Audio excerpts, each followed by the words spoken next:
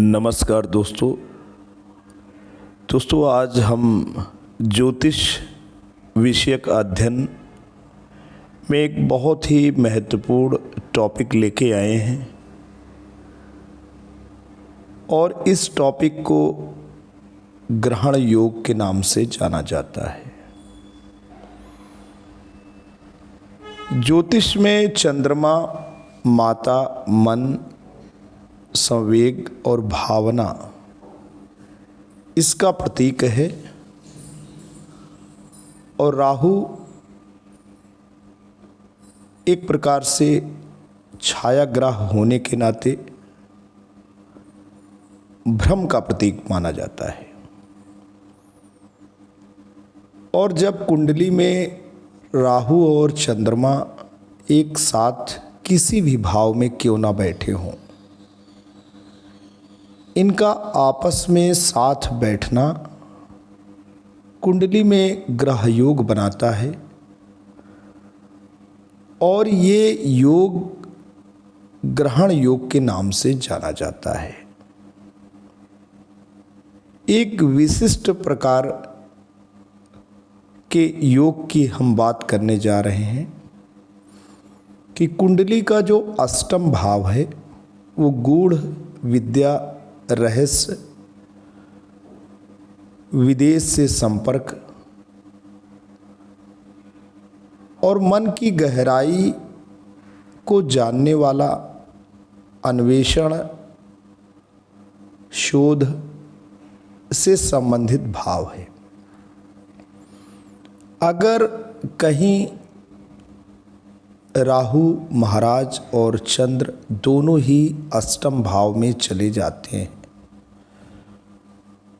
और ये जो स्थिति है न केवल ग्रहण योग का निर्माण करती है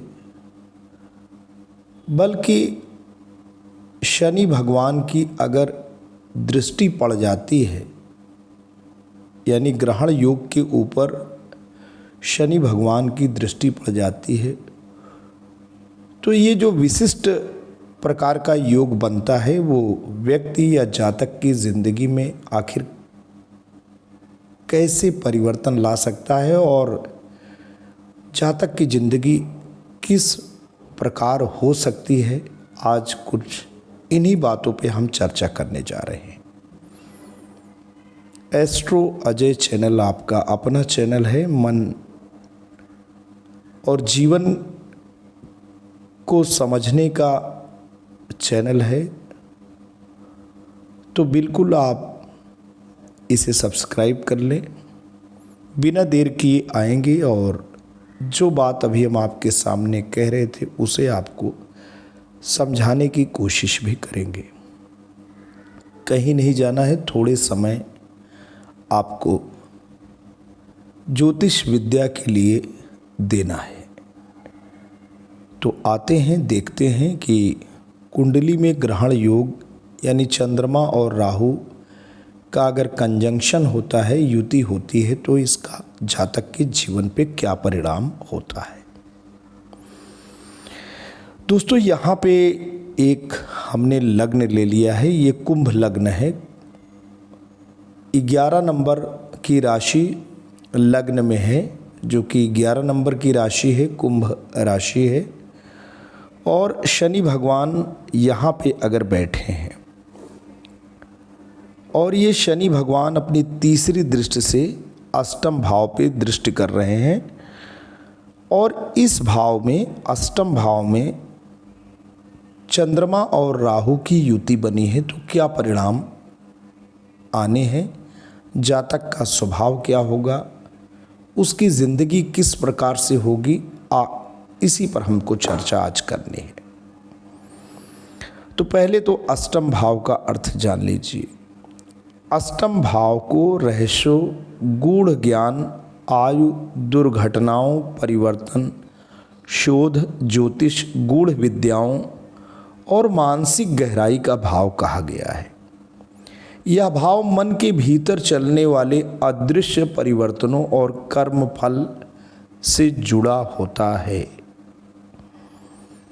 अष्टम भाव में चंद्रमा और राहु अगर साथ में हों तो जो योग का निर्माण होता है उसको ग्रहण योग के नाम से जाना जाता है। चंद्रमा मन, भावना और मानसिक स्थिरता का प्रतीक है और वहीं राहु भ्रम, लालसा, असामान्य विचार, विदेश और असामान्यता को दर्शाता है। एक साथ अष्टम भाव में हो तो यह एक ग्रहण योग बनाता है। फलस्वरूप व्यक्ति में निम्न प्रवृत्तियां देखी जाती हैं।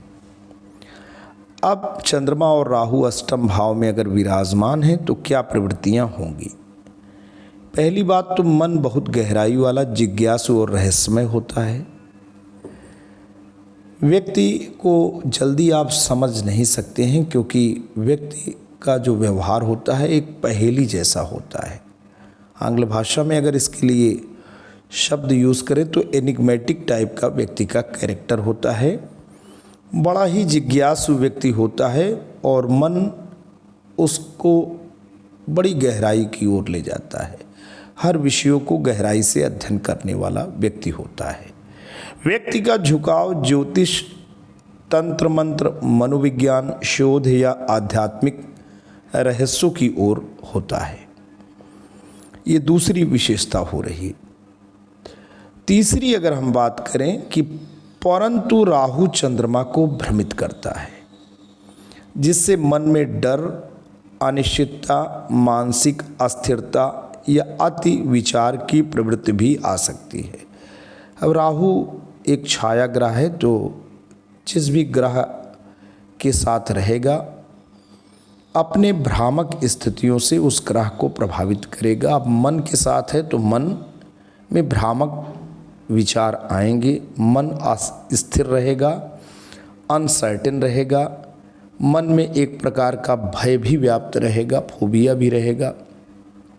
एक प्रकार से राहु और चंद्रमा का जो ये मिलन है, मन में एक अजीब सी पीड़ा, एक ऐसी पीड़ा, एक ऐसी वेदना, एक ऐसा रुदन जिसको व्यक्ति किसी को बताना नहीं चाहता। अपने ही मन में व्यक्ति सोचता रहता है, चिंतन करता रहता है और उदासी के विचार व्यक्ति को हर क्षण सताते रहते हैं। व्यक्ति की जो प्रकृति और प्रवृत्ति है वो नैराश्य की ओर उन्मुख होती है। कभी कभी व्यक्ति के भीतर नकारात्मक बातें आती हैं और व्यक्ति की जो कल्पना है वो उसको अवसाद की ओर ले जाती है, वेदना की ओर ले जाती है, रुदन की ओर ले जाती है। कुल मिलाकर के राहु की उपस्थिति मन को पीड़ा से भर देती है। तो जीवन में अचानक घटनाएं, परिवर्तन या रहस्यमय अनुभव बार बार आते हैं।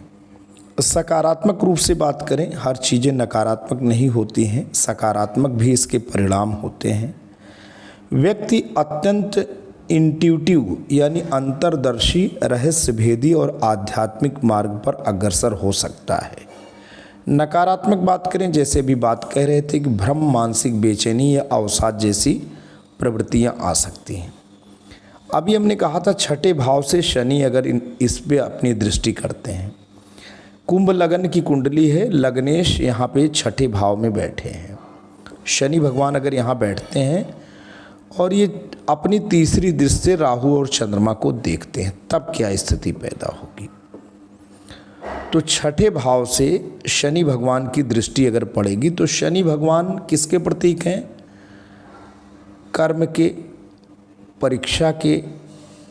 शनि भगवान परीक्षा लेते हैं, व्यक्ति का टेस्ट लेते हैं। कर्म के प्रतीक हैं, परीक्षा के प्रतीक हैं, बाधा, जो बाधाएं जीवन में आती हैं उसके भी प्रतीक हैं और अनुशासन के भी प्रतीक हैं। अब यदि शनि छठे भाव से अष्टम भाव की ओर दृष्टि डाल रहे हैं तो इसका अर्थ है कि शनि व्यक्ति के मन और परिवर्तनशील जीवन पर कठोर कर्म और परीक्षा का प्रभाव डाल रहे हैं। फलस्वरूप मनोवैज्ञानिक रूप से व्यक्ति परिपक्व बनता है, कठिनाइयों से सीखता है। शनि राहु और चंद्र दोनों पर नियंत्रण लाने की कोशिश करते हैं, जिससे व्यक्ति अनुभवों से गहराई से सीखता है। शनि भगवान का जो दृष्टि होती है वो कोशिश करती है व्यक्ति को सिखाने की, अनुभवों से सिखाने की। लेकिन प्रारंभिक जीवन में मानसिक दबाव, भय, अविश्वास या जीवन में रुकावटें रह सकती हैं। यह दृष्टि व्यक्ति को गूढ़ विषयों का गहन साधक बना सकती है, परंतु राहु चंद्र का मानसिक दबाव शनि की दृष्टि से और बढ़ जाता है यदि संयम न हो। तो दोस्तों, अगर ऐसी स्थितियां हैं कुंडली में कि छठवें भाव में शनि भगवान बैठ करके अष्टम भाव में राहु और चंद्रमा यानी ग्रहण योग ऑलरेडी निर्मित हो रहा है, उस पर दृष्टि डाल रहे हैं, तो जातक को संयम से काम लेना चाहिए। और अगर संयम जातक के भीतर नहीं है तो उसका मानसिक दबाव दोस्तों बढ़ जाएगा। समग्र फलादेश की अगर हम बात करें तो इस योग से व्यक्ति में तीनों प्रभावों का मिश्रण दिखेगा। ग्रह योग का जो प्रभाव है राहु और चंद्रमा का, उससे व्यक्ति में मानसिक गहराई आएगी। रहस्यात्मक कोई भी चीज़ें हैं उसके प्रति प्रेम पैदा होगा। कोई भी रहस्यात्मक जो बात हो, भ्रम की स्थिति भी रहेगी, अति विचार की भी स्थिति रहेगी। अष्टम भाव गूढ़ ज्ञान, अचानक परिवर्तन, आध्यात्मिक अनुभव का भाव है। शनि की दृष्टि जब पड़ेगी तो मानसिक परिपक्वता, कर्म परीक्षा, धीरे धीरे स्थिरता।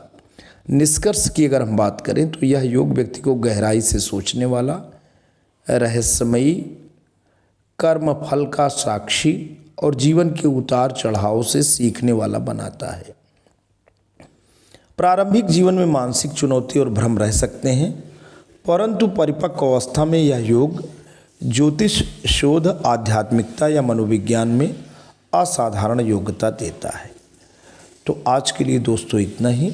वीडियो अगर आपको पसंद आया है तो लाइक, शेयर और सब्सक्राइब करें। जल्द ज्योतिष विद्या से संबंधित एक नए टॉपिक के साथ आपके साथ पुनः हाजिर होंगे। तब तक के लिए जय हिंद, वंदे मातरम।